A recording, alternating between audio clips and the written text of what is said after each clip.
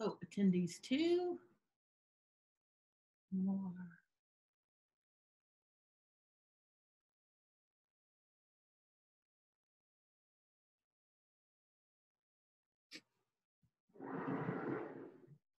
Okay. Are we all here? Why do you have the countdown, Bill? You're scaring me. Ken, you're muted. All right, now you should be able to hear me. Yeah, I can hear. Okay, there. Now Ken's unmuted. I said, Bill's got the countdown. He's scaring me. Did you bring that paper? Yes, I got it right here in front of us. How are you, Mr. Davis? It's been a long time since I've seen you. Yes, it has. It has. I'm going to apologize in advance. I turned 50 a few days ago, and a bunch of family and friends are over to my house right now. They all have their Wi-Fi off, so we're going to be good to go on that, but hence the more relaxed look. It's fine with me. That is fine with me. 50, Bill. Yeah, that makes you old, Laura. I know. Shut up. I'm refraining from saying that to Ken tonight, but you just said it. And just so you know, Trevor's here with us tonight. He's working. He's going to be working alongside us because he may be covering next week. So, Okay. Hey, Trev. How's it going? Good. How are you? Good, man. Good to see you. And Ken, just so you know, I was a youth and worked underneath Jay and Laura when they were at Youth for Christ. So that's why I called them old. It wasn't meant for disrespect. Okay, maybe it was. Yeah. No, the first time I heard Ken, I was in junior high school. So. Ken was in senior high school. So let me run through this if we can real quick, just to give you the top of the show. And pretty much you shouldn't hear our voices or see our faces at all. If you do, chances are we've run into a snag. But let me get into position here for the loop and talk this through. If I can find my mouse. And so basically, Ken, I think they've probably already prepped you. Everybody will stay on from this point forward. Whether you're sitting at the camera or not is not necessary. But at 15 minutes of the hour, what you'll end up seeing, I'm going to leave my mic on, but I'm going to switch over to so you can see the videos as what the transition should look like. Give me a quick second here to close this door. So what you see in the right? Can you hear me right now, you guys? Yeah. Okay, so this will be showing. There's a loop of several slides, upcoming dates, and another slide there. There will be some music playing in the background, which you won't hear right now because we have it muted. But then at some point, at 3 minutes of the top of the hour, we'll cut over to this still store here. And it will look just like it's part of the PowerPoint, but that's going to give us the ability to be able to swap out to a different presentation slide. And that will look like this here. You'll see this slide come up, not as important as when we transition over to this slide here, and you'll see this countdown happen like this. And basically that'll be at 3 minutes of the top of the hour. If both of you make sure that we keep our mics muted up until, I mean, it could be as close as 10 seconds out, because once we hit 10 seconds out remaining on this timer, at 0, I will actually bump over to a slide that looks like this. I'm going to hold that for just a short breath. And then after that breath, all along the while, you'll see that I have pinned my video. So you guys' actions and sounds shouldn't change. I'll unpin the video and it'll be up to you guys to make a noise in order for Zoom to kick over. So at some point you guys can start talking. If I haven't unpinned the video, it's shortly thereafter. So, and then it's up to you guys. Right. What'll happen after this is we'll start talking. It'll go off of this picture onto us. And then Ken, from that point forward, whoever's talking will be the featured face on the Zoom call for the people. Okay. And we unmute at what point? 10 seconds remaining on the countdown timer. But we don't say anything yet. Right. Correct. Not till we see that ultimate date night. So Bill, what time do you want us to go to mute? At 15 minutes till? Yep, as soon as it's 15 minutes to, we'll start playing the loop and go from there. So you guys can chit chat at this point, but like you saw last week, you'll have some people chiming in about 15 minutes early. So they were already on now. yeah, so obviously keeping a conscientious idea to, and I'll try to make sure between Trevor and I will try to make sure to remind you that you're at 15 of the hour. So There you go. I don't do chit chat, so. Baloney, my friend. Baloney. We're in practice mode right now. So Ken, how have you been? I mean, are you guys fully moved? Yeah, we arrived last night. We have been unpacking the whole time. That's a great question to start with because I got a rant. I can't wait. I saw the So sign here. wait, where's Diane? Isn't she? Is she somewhere where we can at least hear her laugh? No. We've been moving and quarantined together for about a month. She hasn't laughed for at least 30 days. You got to She use. keeps talking about papers, and I just don't understand. I love what's up on your wall. What's that? I love what's up on your wall behind you. Oh yeah. Oh, yeah. That's a little. I'm sorry. When I saw it up there, That's I great. suppose I could do this. Oh yeah, that looks good. Yeah. Yep. Yeah. I remember McNair talking about don't put anything confusing on your shirt or behind you or anything like that. That's not confusing at all. Well, it is for me because it's backwards and I keep trying to read it. Speaking of McNair, have you talked to him lately? I haven't had a chance to talk to him lately. No, this doesn't work. We're just speaking. Oh, okay. What is he doing these days?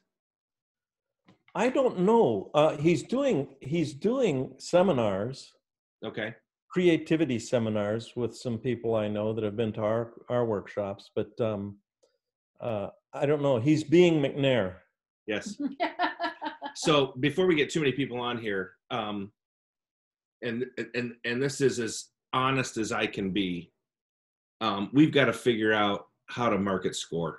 There's no question in my mind. It's one of the greatest tools ever created, and those of us that love it have got to figure out how to market it. And I know you've banged your head against the wall for decades. I banged my wallet against the wall.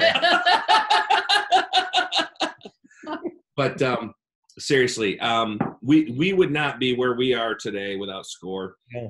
and countless other people as well. And to me, that's one of the greatest gifts you've given the kingdom. And I say that with all sincerity because it is a kingdom gift, and you're a kingdom gift. And All wrapped up with a bow tie. he's not got a bow tie on. Well, we can put one on his head. Okay, so how much longer? We got 5 more minutes for him. Okay, grandparenting. Dude, you never told us how amazing being a grandparent is. And here's my analogy. When you're a parent, you have to. When you're a grandparent, you want to. You know what I'm saying? Yeah. Not that you dislike your kids. I have to. But you know, when you're a parent, oh my gosh, I have to do this, I have to do that. But no, when you're a grandparent, I want to do this, I want to do that. Are you kidding me? It's amazing. Yeah. It's just amazing. It's turned Jay into a big old ball of mush. Oh, yeah. I Now, would- are you still with the baby? No. No, we left last Sunday, Texas, and they get back in Michigan on Monday, the 15th. So just Let me ask you if something still remains the same. Do you have a desire to just bite those little cheeks? uh-huh. And Little. the funny thing about her is she's got these huge cheeks, and I expected when I picked her up for her to be smushy. She's not. She's skinny She bones. is like skin and bones and muscle. And I'm like, where's all the smushiness? It's all just right here. Yeah. She is. One of my grandsons was smushy. He was and he's not now, but he was smushy. Even when he was like 2, you'd find sandwiches in some of the creases on his body, and just unbelievable stuff. We're not going to have any fun tonight at all. Wait till they get in college. Wait till they start dating. Yeah. Wait until there are guys you want to pull aside and just have a serious chat with. Wait until you're on Dateline because of that chat. Yes, you have gorgeous granddaughters, that's for sure. Ken, I've missed you. I've missed you. I missed you too. I like your idea of getting together for golf. Yes. So we've got 3 minutes out, and if you haven't noticed, there's 11 participants. I'm doing of my grandchildren. Oh my goodness. This is Jaden. Everybody else has been painting. Yeah. So what most people don't know about you, and She's the third. these 8 participants who are on here right now are getting a sneak preview, is that you are a gifted artist. Gifted, unbelievably gifted. You are. You're a great painter. You're a great painter. A terrible hunter, but a great painter. You can't brag about a gift. Right. You Right. can't. Yeah. You can't say, I have this gift. Well, who gave it to you? Then Right. you can brag. Yep. There you go. So, Yeah. so when was have you harvested an elk yet? No, in the move, we moved to a lake. Right. And the one side is a lake, the other side is community. And community's not real excited about me shooting in community. And elk aren't excited about swimming over so I can get to them. So they're just not. I tried to get one to water ski. It just, he was swimming and I looped it around and pulled, but he wouldn't come up. Well, they're pretty big animals. That's for They're sure. huge. They're huge. And the people we're selling our house, of course, and the people to whom you have to have your house staged.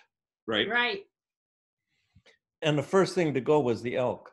The lady came in and went, ew, this won't work. So I had to sell my elk. Oh, that's too bad. That's too bad. So just, Ken, so you'll know, we'll go about 45 minutes, starting up at the top of the hour, and then we'll cut out, and then we'll go to the VIP. You'll have to hit the second link. We'll go to the VIP question and answer. And they will ask questions, and we'll tell you what the questions are, and then you can just answer them. We'll read them for you. Okay. Yep. So. All right, we got 30 seconds before I take over, you guys. Have a good show. Thanks, William. So we go mute.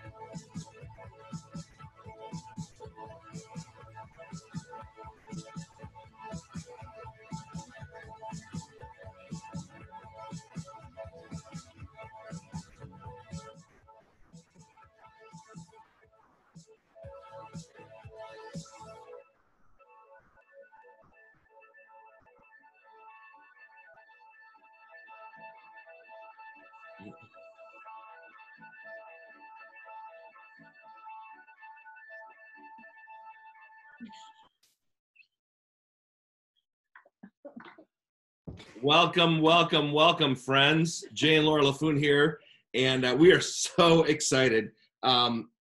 There's a number of reasons. First and foremost, because we're here with our good friend Ken Davis, but Ken is more than a friend. Ken and Diane. Well, let's just qualify. Ken and his wife Diane are two of our favorite people in the world. We love to hang out with them. We love to golf with them. We love to go out to dinner with them. They're just fun people, and tonight we are going to have fun. And for those of you who have been to our Celebrate Your Marriage, have been to our Ultimate Date Night, have followed us on social media, here is the truth of this statement. We, Jay and Laura, wouldn't be doing anything that we're doing without this man right here. So we give it all to him because he has trained us, been our mentor. Even though he doesn't want to admit it. And he makes me laugh. Even to this day. While we were muted, he was like, I just can't even tell you. I don't know what texting. So hey, but we're gonna get started here. Ken, how are you? I'm not well. Well, we've known that for a long time. Yeah, relate. I love this, relating to what's going on. And this is the worst relative I've ever had, I think. I have to be, honesty is important, right? Right. Absolutely. I have to laugh because this has had a huge emotional effect on me. I don't even know where it's coming from. So if I laugh, then you can move forward. But we got this going on. We got all the stuff in the news going on. And Diane and I moved today from one house to another. So how are you doing in the midst of all that? I mean, how are you doing? And with all that's going on, how are you? And for the folks that don't know, this is a behind the scenes look at some of your favorite comedians tonight. Ken Davis, our favorite comedian, and how they're dealing with the pandemic. So, Ken, how are you feeling in the middle of all that's going on? Well, the move. If I can talk about the move for a second. Sure. And I hope, women, you won't be offended, but you get attached to stuff. We have so many Christmas decorations. There's a gnome up there that takes up half the attic. We've never had it up anywhere, but there might come a time when that gnome will be at the top of the list. We moved a whole day, just Christmas decoration. I said, what does this mean to you? And she says, it touches me. But she didn't touch it, I touched it. I moved it up to the closet. I had to climb a ladder up into the attic and move all of that stuff. We have had, I'll tell you this, if a marriage can survive moving and quarantine, it can survive anything. Great dating advice tonight on the Ultimate Date Night. If we can survive quarantine, because most people aren't used to being together 24/7. And I know you and Diane are not. That's for sure. Yeah, I was thinking, how do you have a date night? What is a date night during quarantine? Hey, baby, let's eat in the living room. Let's get a little wild and eat. Yeah. Yeah, and you can't go out. It's just everything. The mask thing. Right. And I'm sorry, I'm going crazy. I would be okay if they'd make a decision and say, hey, wear. I accidentally muted myself when I was. Of course you did. I'll tell you, Diane told me the other day that that's all she wants is a mute button. Our chiropractor was a Where was it? Oh, the mask thing. One time you shouldn't. Don't wear these masks. They're bad for you. That the government wear these masks. Don't. It doesn't make any difference. Yes, it makes a difference. It drives me crazy. As a comedian, again, I went into, I'm trying to think. It was a place where, like Home Depot, Lowe's, something like that, where you get stuff for your home. Big sign out front. No entrance without a mask. They need to be more clear.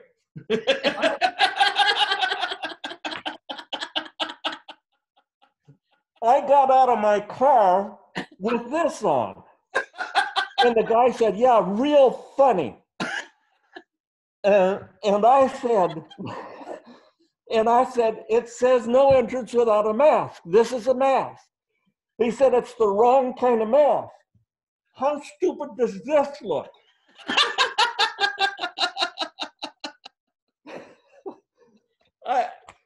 It's just crazy. I'm going a little crazy. I'm telling you, I really am going a little crazy. But again, laughter has saved me every time. So and sometimes it's gotten me in big trouble. Well, I would say that you're going a little crazier. Because you're going crazy, but you're going a little crazier. So when in the midst of this move, how do you decide what you're going to keep and what you're going to throw away? Who gets to decide? You or Diane, or is it a mutual agreement, or? Usually it's the sheriff that comes after she calls. and says, we can't be like this anymore. I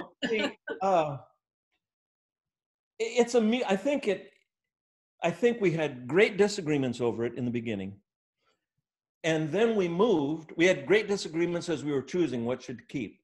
And when we moved, we realized we're moving from a 5-gallon bucket to a 1-gallon bucket. And you can't put 5 gallons of water in a $1 in a 1 gallon bucket. You can't even put it in a $1. So we had to make some decisions, and there were things. We found stuff we had never used, purchased, and never used, not once. And we found stuff that we had, papers that we had kept for years that we thought were important. It was crazy. So now it's a mutual decision along with some threats. Okay. So seriously, you and Diane are a wonderfully happily married couple. How have you two grown during the, not groaned, but grown during this. First of all, you need to change the question. Diane and I were a happily married couple for 52 years. I think the growth, and we're right in the middle of it. Yep. But I think the growth will come as we continue to find ways to work together to make decisions that are hard to make when we disagree. Yep. One of the funnest moments during this day, which was, I've lost 5 pounds moving. 5 pounds. And that's just from the tension. That doesn't mean lifting anything. It says on the scale, this is from tension. So I lost 5 pounds moving. We were moving in the middle of the day, and we moved this awful, ugly chair. Big chair. We had to get it out because we needed more room to store stuff that we'll take when we move next time. And we moved it out onto a little slab out behind our house, and there it sat, this big, ugly but comfortable chair. And we just flopped down and watched boats go by and watched the lake and took a selfie of ourselves, and that was a great moment. Isn't it funny? Great moments aren't necessarily some huge thing. It's little moments in an ugly chair.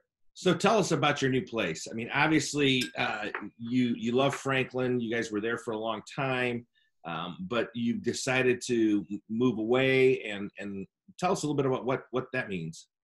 Well, our children and grandchildren love this place. It is a magnet for them. Now imagine knowing that 16 years from now, 19 years from now, your children will still want to come because they can swim and they bring their friends, and they came to our house in Franklin as well. But this is a real magnet, and that's one of the reasons. There was a financial reason as well, from a tax perspective, and we felt like we needed to downsize. We were living in a home that was too big. And proof of that is the stuff that's sitting in our garage now that won't fit in this one. I know, we've talked about, could we ever downsize? And I don't even want to think about what we'd have to move out of here to another house. And you've spent all these years building up all these things, yes, but memories and stuff like that. So yeah, that. And then I'll tell you who decides. It's the people who come to do what they call staging your house for sale. They are Nazis. They look at your most favorite piece of furniture or your favorite picture and go, out with that. Nobody will buy this house if that's hanging there. My elk head, the trophy of trophies. Oh, that's got to go. Gross. That's got to go. And I said, well, what if someone is a hunter? There are no hunters. That's got to go. It's kind of like when you write a book and the editor takes out all the funny stuff. You know, it's like, are you kidding me? This is the funny stuff. And you don't think it's funny? It's like, oh my goodness. Because we've all been through that, haven't we? Oh yeah, that has been true. Or the editor's like, no, that isn't that funny. I'm an editor. I know what I'm talking about. Well, you don't know what funny is. So have you sold your house? In Franklin? We have not sold our house yet. There is a friend of mine renting our house right now. And so that's kind of helpful. And because we get a little time to gather all of the other stuff we left there. Sure. There's vehicles there that can't be had here. There's food there. That you don't want to move to your other. Yeah, that's right. Because it's still walking on 4 legs. Now I know you're an avid bow hunter. You're an Yes. avid bow hunter, and you're quite good at it. Will you be able to practice that at the lake house? Yes. In fact, that's one of the things that I'm working through in my mind, of how I can safely shoot from my lawn, which is a big lawn, into our garage. Any other direction, there are people's houses other than my own that are involved. And So I have to build that safely. And then we have a little system that there's a door that comes out right next to where I'll be shooting. And we have a little system that tells Diane that I'm shooting. And, Don't get in the way. don't come out the door.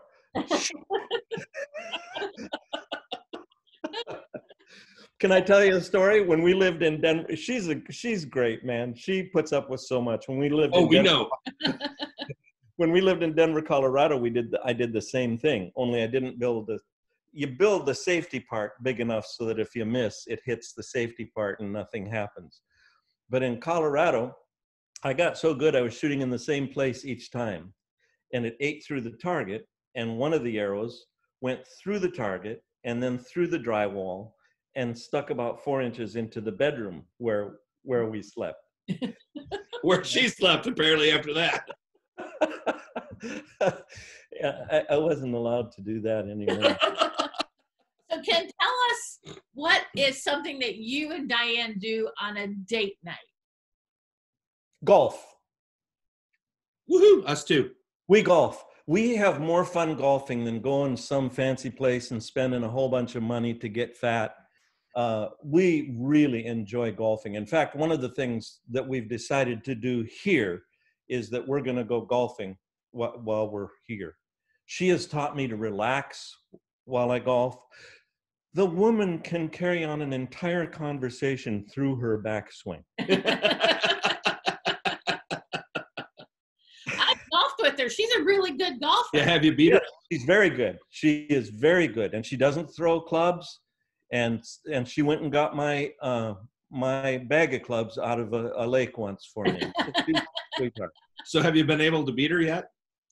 Oh yeah, I beat her. Yeah, yeah. Oh, you mean golf? Yeah. No, don't be offended. I don't beat her. You don't stay together 52 years. That's the worst thing you can do. We were talking about that the other night. The worst thing I can imagine is to physically harm or say even something horrible. You know, we have arguments. Right. Yeah, I tell people all the time, if you're married and you don't have conflict, you need to open your eyes. One of you has passed away. Right. Yep. There's One of you is dead. Yeah, one of the things that we adhere to is the fact that the number one indicator of divorce is the habitual avoidance of conflict.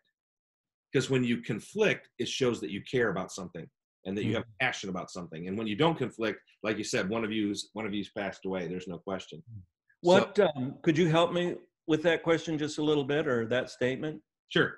What does habitual mean? You make a habit of avoiding conflict. Oh, so the root word is habit.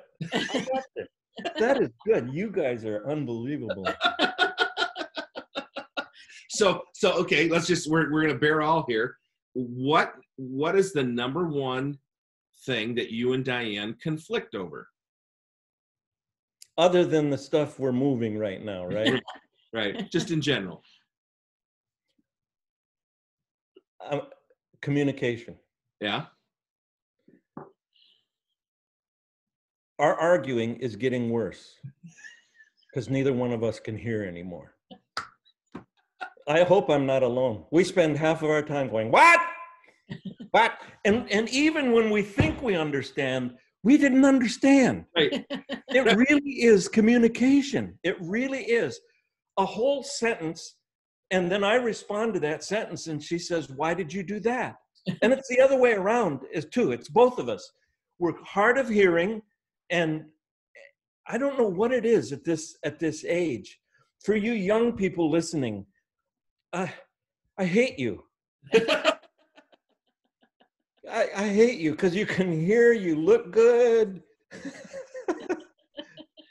One of my favorite bits that you do, you talked about you were driving past a place and you said the words, oh yeah. Don't condone it. Don't condone what? Yeah, I was saying Dunkin' Donut because I couldn't eat there anymore. She went, don't condone what? So we had one of No. those Wait a minute. Keep going with this because this goes even further past Dunkin' Donuts to Born Ultimatum. Oh, that's she was going shopping. This is the truth. She was going shopping. And she was just about out the door. And I said, hey, while you're out, pick up Born Ultimatum, the movie. It was very popular at that time. And she paused a moment and then she went out the door. She came back a couple hours later. She put down the groceries. I said, well, how did it go? She says, well, it went fine, except that I'm telling you, I went to every store I could find, and nobody knows what a porno tomato is. And I wasn't about to explain it to her either. How do you get porno tomato out of Born Ultimatum? We had a good laugh the other night because we got done and I said, that was just a Ken and Diane moment. I had a bad back and I had put some some kind of cream on my back because it makes my back feel better. And we were sitting there watching TV and I looked at Jay and I said, I'm going to need more of that on. And he just looked at me and goes, you're a moron. I said, I didn't call you a moron. I said, I'm going to need more of that I'm going to need more on. And then we started laughing and I'm like, that was a Ken and Diane. So young married couples, this is what it ends up with. That's right. That's exactly right. Doesn't get any better than this. You start fighting over stuff that doesn't exist. Oh my goodness. Oh my word. Oh my goodness. Oh. So this whole 6 feet apart thing. We go to our grocery store and it says, you have little X's on the ground. Oh yeah. That says you're supposed to be 6 feet apart, and we even have aisles. That you're supposed to walk certain ways, but nobody does it. Nobody does it. Supposed to know what 6 feet apart is. I don't know. I got in trouble for carrying a yardstick because you have to touch the person to start with, and with a yardstick, and I didn't know that was illegal. I don't know. Then I got rid of the yardstick, and I didn't know what to do. But I'm 5'8", and they get real tense when you lay down and then stretch out and figure 4 inches beyond that. It's crazy. I'll tell you what I decided early. I wasn't going to stay 6 feet away from Diane. Yeah. Not after she went shopping. Not after she went dump diving like she does sometimes, go out to the dump and find some furniture and stuff. I wouldn't. And then I decided I'm not staying 6 feet away from my family either. That's right. I have a disease that makes me at very high risk from this, or for this, and I don't care. I think of how terrible it would be to stay away from your family for 6 months and then die. Right. I would rather be with my family for 6 months and then die. Right. Or live like I am now. Right. Yeah, our daughter, she was downsized, and she moved back in with us and brought her cat, which has been great. But who's trying to get on the video right now, but I'm keeping her away. We've talked to her about the idea. What would you do? Because she lives alone with her cat. What would you do for all of this time by yourself? No interaction with humans. And I think that's been one of the biggest challenges for all of us is, as humans, we're made to relate.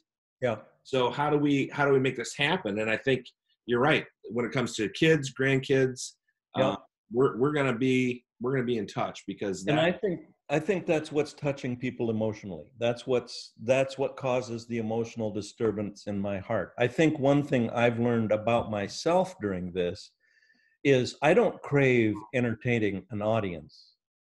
I crave being in relationship with people. Mm-hmm. And one of the things that this does, it's fun to be with you. It's fun to be on your show, but it makes me want to go, we've got to get together. Yep. Mm-hmm. Yep. This far. Not going to happen. Yeah. Here's another thing that drove me nuts. They closed golf courses. Right. How far apart can you possibly play a game than golf? Right. Now, bring your own clubs. Make a rule like that. That's fine. Pay on the internet. That's fine. But don't play golf. Right. Oh. Because Laura's going to slice it left. I'm going to hook it right. We're not going to be anywhere near each other. We're way far apart. And where you said you're not going to spend 6 feet apart from Diane, I've tried to make Jay get 6 feet apart, and he won't go away. I just can't can't get rid of him. I don't know what I'm gonna do. She won't kiss me without a mask though. That's the only That's not. Sneeze. That'll make him move a little bit. That's right. He's the one that sneezes. But So there's a saying, absence makes the heart grow fonder. How do you feel about that? It's true. Because quarantine makes it go less fonder. Right. Yeah. I mean, it's true. That's what causes us to have conflict when we're quarantined for such a long time. It'd be interesting to find the couple who said, man, that maybe a newly married couple, but even then, months of not being able to relate to anybody else. I think part of the reason we love our wives is because I don't want to use the word compare, but they are a blessing to us outside of what we see, a special blessing outside of what we see outside. I don't know what it is, but I told Diane in the middle of the pandemic, I said, that statement is true. Absence makes the heart go fonder, because I'm really tired of being here right now. and you're in a new house. So, That's right. So, I mean, I know Jay and I, we travel together. We do everything together. Yeah, When yeah. we had quarantine, it was still like, Yeah. why are you in my face? Would you go away? Yeah. I just need time. I just want to, and we tried to be creative with what we were doing, because in Michigan we couldn't play golf at the time, and so we were. No, in Michigan we could breathe, and that was about it. Were I know. I know. We were cooking a lot. We were baking a lot of bread. We were doing stuff. So what's one thing that we did was we started binging on some shows that we had never watched before. Is there a show that you and Diane, a TV show, a Netflix show, Hulu, that you guys have found that you've enjoyed during this time? Yes, it's a blessing. It's very, what is the word, enriching for your life? Dateline. We enjoy watching Dateline because both of us can say right at the beginning, the husband did it. We have learned, we kind of enjoy that show. Isn't that sad? We kind of enjoy that show because we have learned to know in the beginning who did it by the way they produce it. Ah. They rarely interview the person who did it. Right. And all kinds of little things. And then sometimes they'll lead you to make you think that one person did it, and there's another one in the weeds there that did it, and we're getting pretty good at it. And another show that Diane likes a lot that we have personal competition on, and this is going to drive the younger people crazy, Wheel of Fortune. Guessing the words, guessing what those statements are, see who can get it first. Yeah. Who wins most of the time, you or Diane? It's about 50-50. Yeah? Yeah, because she cheats. She does. She goes on YouTube, but she goes on YouTube beforehand and finds out the answers. So I won't tell you that was my 53-year-old mother's favorite show to watch. I know it. Both of my wife's parents, no matter if we were there visiting, whatever it was, they had to watch that show. Yeah. Wow. Well, our show that we've been binge watching is the Great British Baking Show, which is why we've been making bread and all kinds of Yes. And why COVID-19 in our house stands for the 19 pounds we've both gained during this pandemic. That's amazing, because I went just the opposite direction.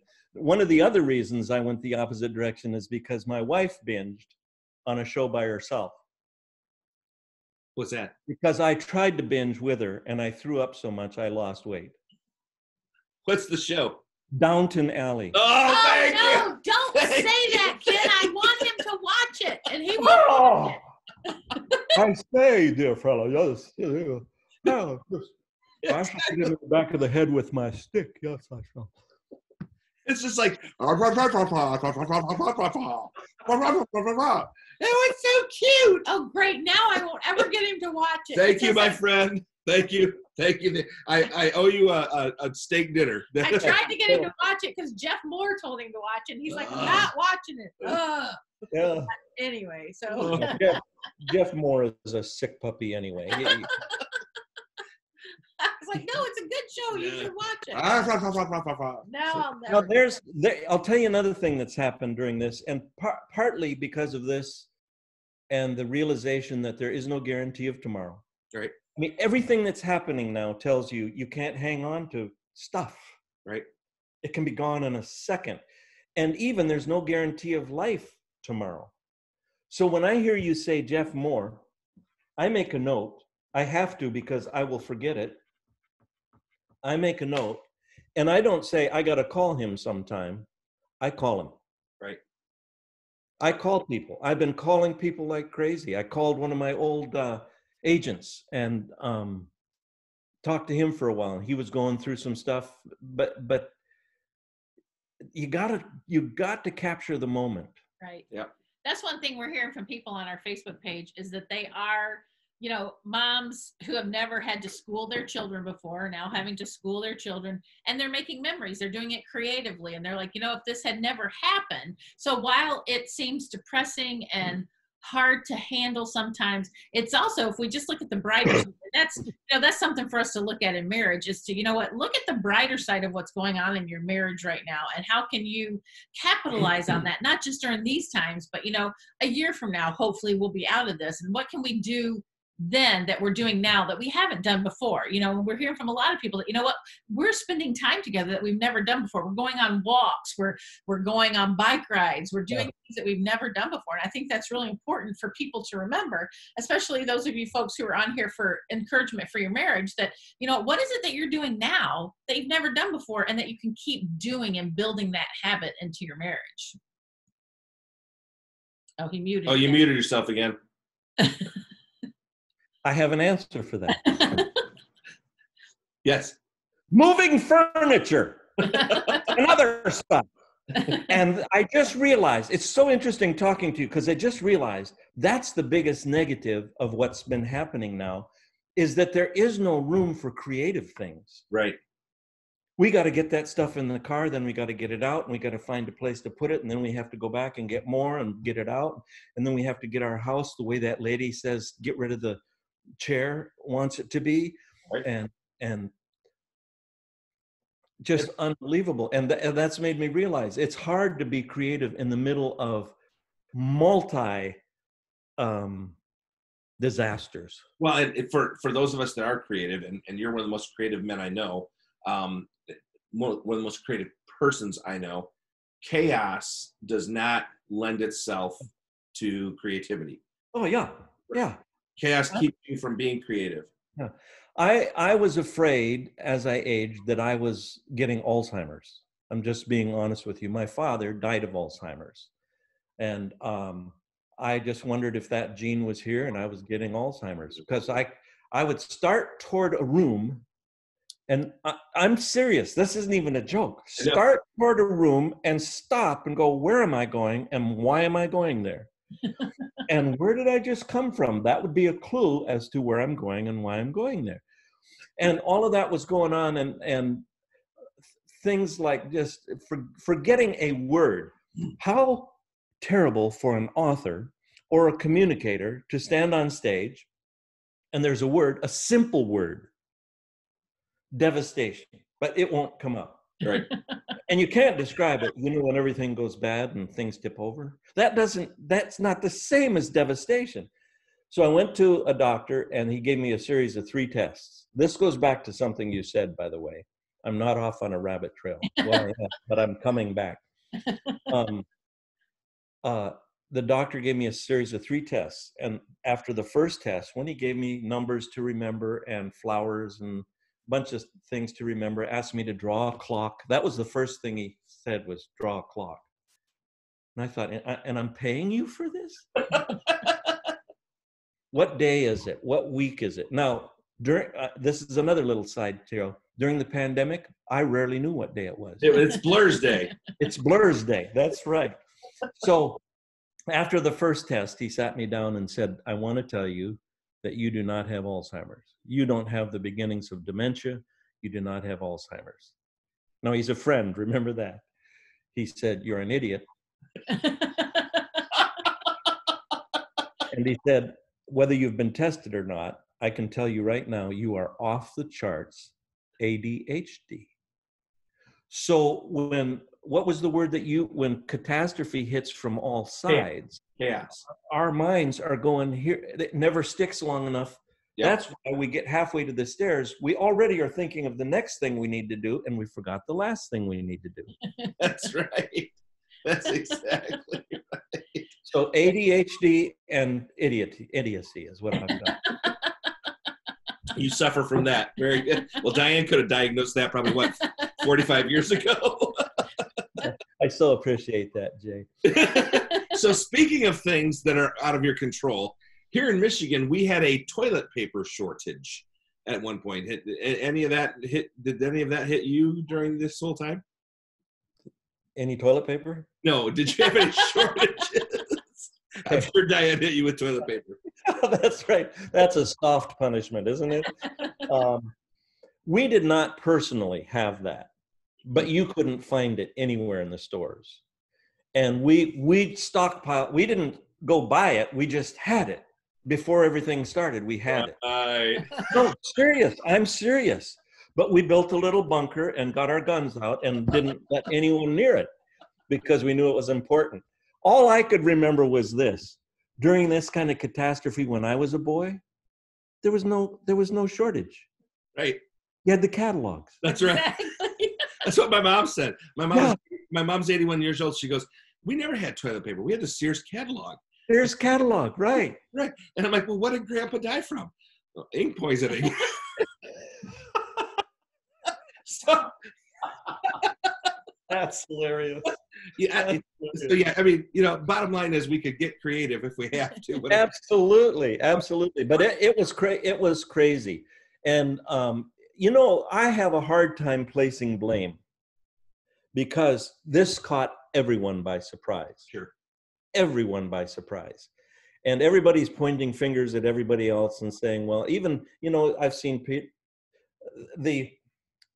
what do you call it? I wrote down a note here I wanted to talk. Oh, the conspiracy theories. Pointing, this is so that this doctor can make a lot of money and this guy's going to make jillions of dollars on a vaccine. And my wife is going, I'm not taking any vaccine. I'm not. She's one of the anti-vaccine people. I'm right there with you, Diane. Yeah. Well, I'm taking the first shot they have. I'm sucking that down. I don't care what it is. But I think that I have the antibodies. And the reason I think that is because I can't remember having a serious virus ever in my life. Wow. I can't remember having a fever in my life. Wow. The only time I had a fever was when there was a test coming in school, and I told Mom that I didn't feel good. And when she left the room, I held the thermometer next to the light bulb in the lamp, and she let me stay home. But then she took it later, and it was 212, and she kind of figured it out. You've seriously never had the flu? No. Wow. No, I've had a cold. I have gotten nauseated sometimes. I've completed the result of being nauseated sometimes, but I haven't been seriously sick ever in my life. I think that one of the reasons is I grew up on a farm. Yep.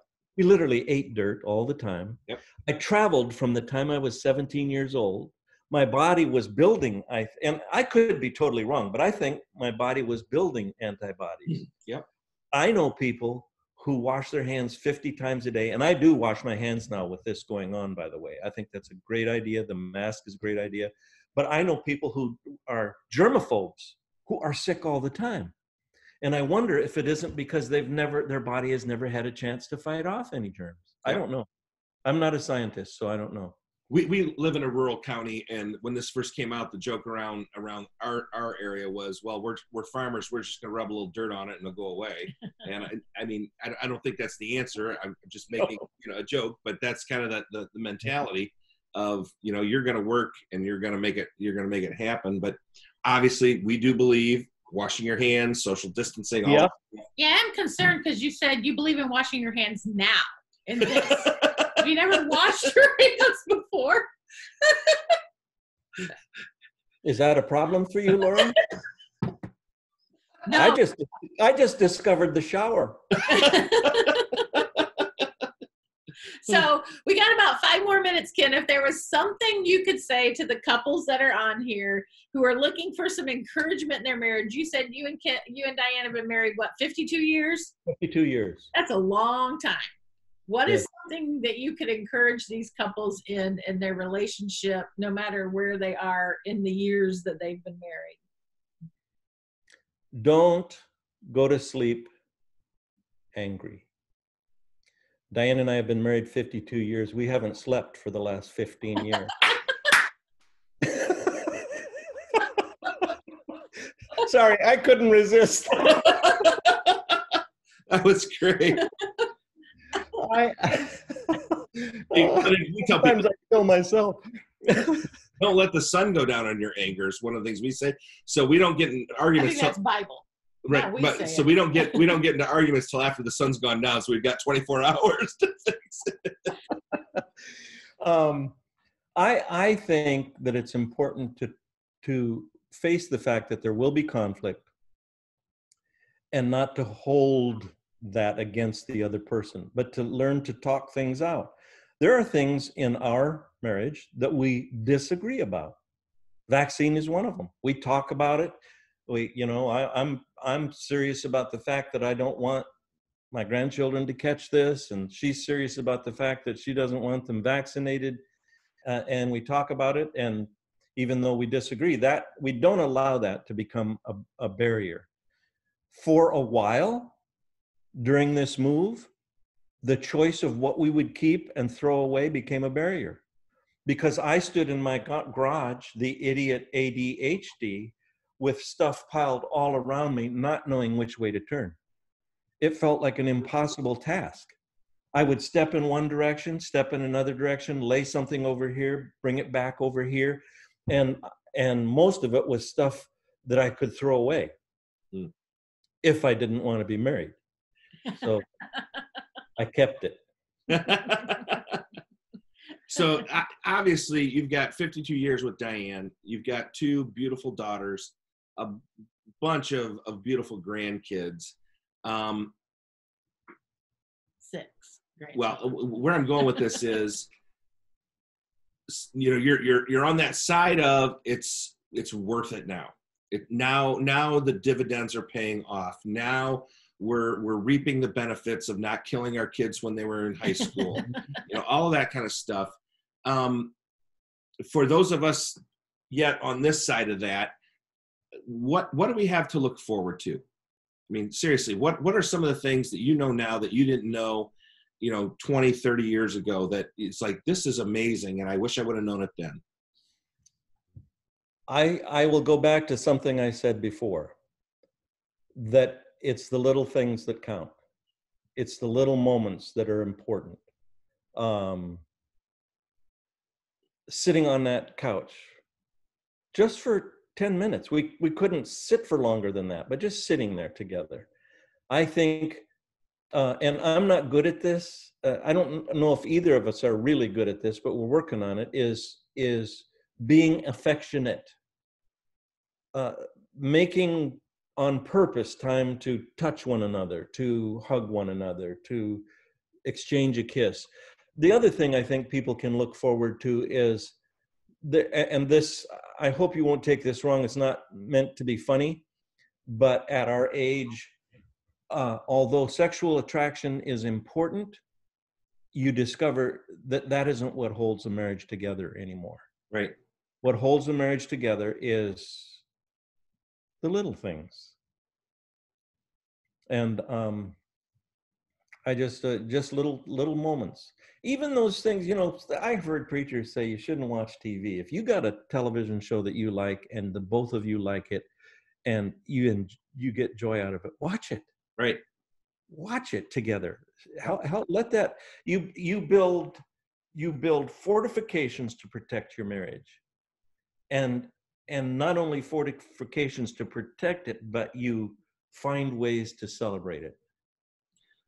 So let's go with that fortification for just a minute, because Ken, you are a man who was on the road 200 plus nights a year. I mean, you traveled all the time. You and Diane were away.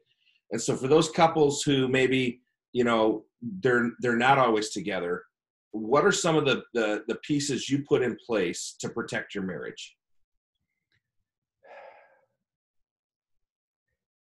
After making some bad mistakes, I decided not to watch TV in the hotel room. I decided early never to have someone of the opposite sex in the hotel room. Right. Not the host, not anybody like that. I didn't go as far as, I know some people that used to have somebody check to see if anybody was in there. But I think when I travel, people hear that I'm coming and everybody runs in the opposite direction anyway. I think those things are just extremely important. One of the things that happened in our marriage when I started traveling was kind of at the beginning of the advent of the cell phone. And so I had a cell phone long before a lot of people did, for the sole purpose of, okay, honey, it's 10 o'clock at night. What show are we going to watch together? And I'm going to sit on this cell phone and we're going to watch the show together so that, you know that I'm protecting our marriage, because Satan lives on the road. I mean, let's just. Really What'd you say? I said it really annoyed me at first, because I'm like, I just want to sit here and watch TV without you talking in my ear. But then I realized that was a good thing. Right. So I think one of the things that I think you've done and we've tried to do is to try and eliminate those areas where Satan can gain a foothold like that. Yep. And I would say the best part of that fortification is, I told you that I made some mistakes early in my marriage. There are times when your brain drifts, whatever it might be, but you never stop fighting. Right. You never give in to the battle. Yep. Who was it that wrote the book, Every Man's Battle? Eldridge. No, that wasn't. No. Arterburn. Stephen Arterburn. Steve Arterburn. Yep. Yeah. And he talks about the fact that you just never give up on the battle. Yep. Right. And you never give in. Yep. So if you've learned one thing from this as we kind of wrap up here before we go to the VIP, for those of you on the VIP call, we're going to close this Zoom session. You got a second link for the VIP. But Ken, before we wrap this up, is there anything that you've learned, maybe when you first found out about the pandemic and you were listening to the announcement, was there anything about that announcement or anything about the pandemic that, you didn't realize was going to be? I was reminded of something we probably need to remind ourselves every day. I'm not in control of anything. And we tend to be control freaks. And I'm not in control of anything. And the best part of that is that I guess what saves me from panic, I didn't panic. I really didn't. When I found out I had a life-threatening disease, I didn't panic. And I think that's because I know someone who is in control. Mm-hmm. Yep. And I know that no matter what happens, sorry, I thought there was a fly on you. It said dirt on my screen. My nose started itching because it was crawling up your nose. But anyway, he's in control. Yep. He is in control, and he loves me.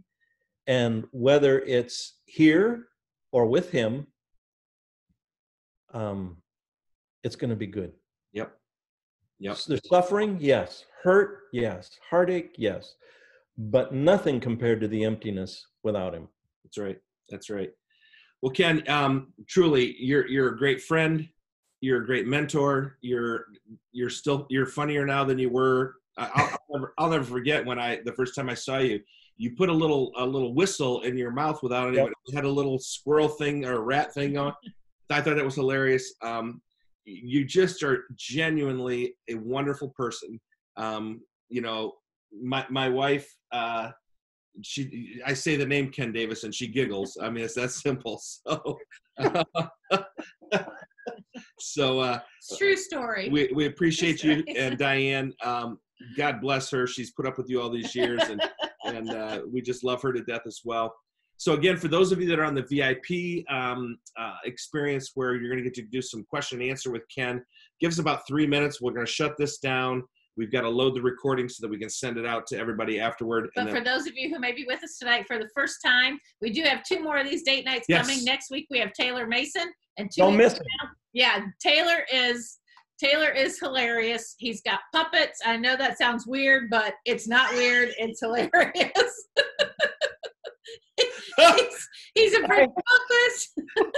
He's got puppets. That's Mom. all weird.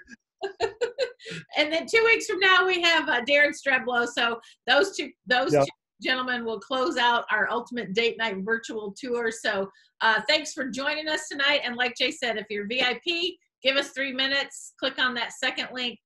But if you're just here with us tonight for the date night, thanks for joining us. I hope you've enjoyed Ken Davis. We always enjoy him, and we hope to see you in the next couple of weeks.